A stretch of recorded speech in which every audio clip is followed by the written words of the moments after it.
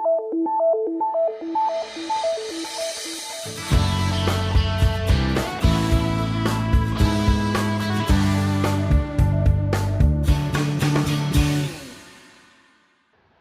friends, I'm Bonnie Jones Reynolds. Welcome to Word Games, where we examine the word games, the spin that the powers that be invent to deceive and to confuse us, to convince us of what they wish us to believe, how they wish us to see the world, and to control us.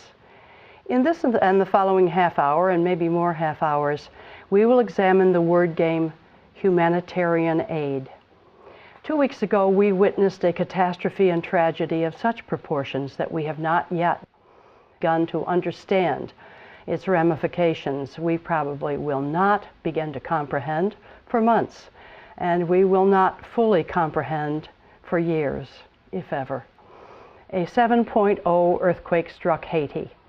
In a rich country where concrete buildings are built incorporating rebar and where they're built according to codes, especially in areas known to be subject to earthquake codes, there would be a lot of damage and a certain number of deaths and injuries, but in nowhere near the numbers and destruction incurred in Haiti.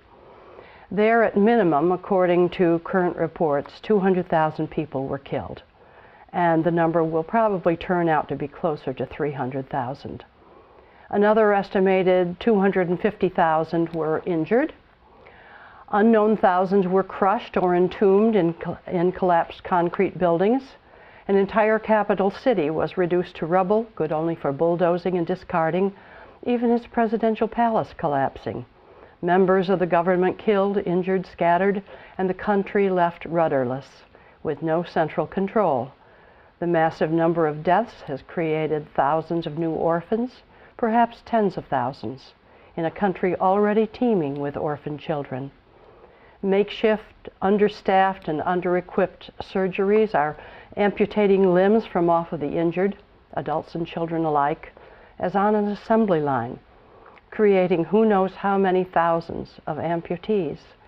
An estimated 2 million already impoverished people have been made homeless. Most of them, including the injured, have been left with virtually no food and water since the quake.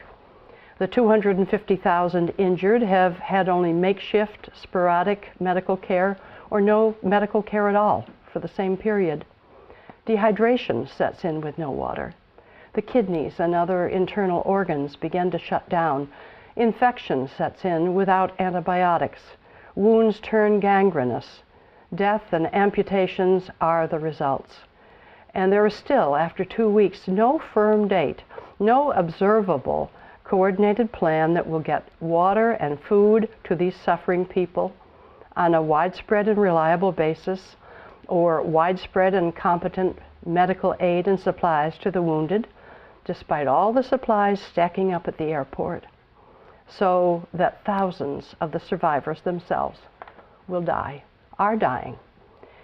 The U.S., the supposedly greatest, richest, most powerful country in this world, and its supposedly competent military, plus the UN and highly vaunted international relief and charitable organizations, are running around in confused circles, muttering when asked why things aren't happening, why the relief goods that are piling higher each day at the airport aren't getting out to the people in need, muttering that there is a bottleneck at the airport, roads are inadequate, and nothing seems to get done about them. And the leaders of these relief efforts worry about security for themselves, or about creating riots if they try to go in and distribute food and water, as though the growing desperation of people left without food and water would in itself not hatch riots. And after 2 weeks, all the king's horses and all the king's men have not been yet proven competent enough to get medical supplies and care even to people within a mile of that airport. The supposed governmental and NGO rescuers continue to flounder shamefully and fail pathetically in the face of this country that is without any supporting infrastructure, whose water, electricity, seaport, airport, roads, and communications were marginal even before the quake destroyed them, while, ironically, small volunteer civilian groups of rescuers have gone in and done heroic jobs of rescue and distribution. And while shamefully Hillary Clinton visits that airport to mutter a worthless speech, and according to eyewitnesses, the airport is shut down for 3 hours while she is there, with none of the rescue planes being allowed to land. Then the airport is shut down for an additional time as a new pantsuit is flown in for her from the Dominican Republic.